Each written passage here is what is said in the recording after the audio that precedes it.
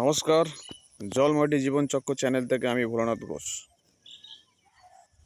আজ থেকে ঠিক মোটামুটি 1 মাস আগে একটা ভিডিও পোস্ট করেছিলাম, একটি কাটিমন ভ্যারাইটির আম গাছের ভিডিও।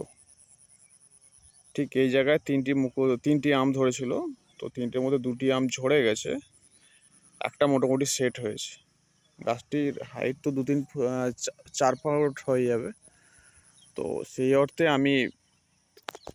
ঝরে গেছে, সেই অর্থে আমটাকে টিকে রাখার জন্য কোনো চেষ্টা করিনি, কারণ গাছটার হেলথ কন্ডিশন আরও বাড়ানোর জন্য যেটা হয় সেটা নেওয়ার জন্যই রয়েছে। তো একটা আপাতত রয়েছে, দেখতে পাচ্ছেন।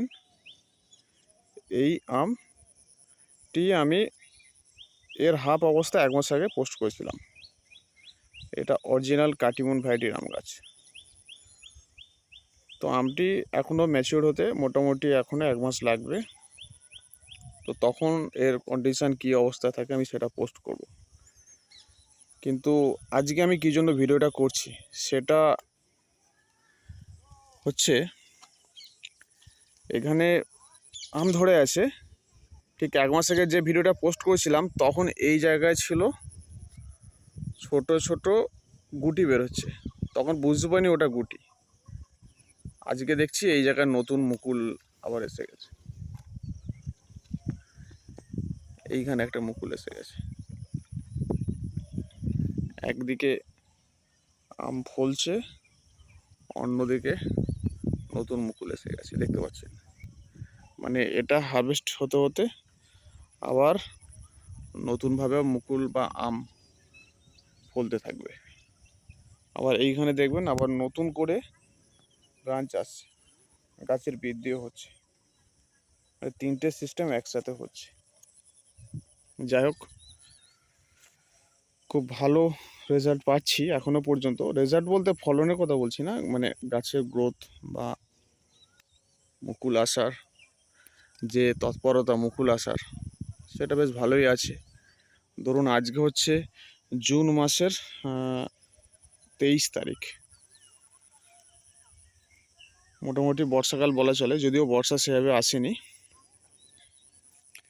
মানে এখন বাজারে আম শেষের পথে, এইখানে নতুনভাবে শুরু হয়েছে।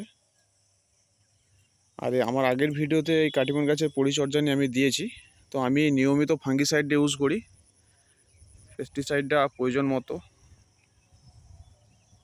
তো গাছের ক্যারেক্টার অনুযায়ী, তো গাছের এই আম গাছের যে সমস্যা, যে পাতা পোড়া বা আটা ঝরা, সেগুলো আপনাকে নিয়মিত ফলো রাখতে হবে। গাছে ফলো রাখতে হবে, অযথা পেস্টিসাইড ইউজ করবেন না।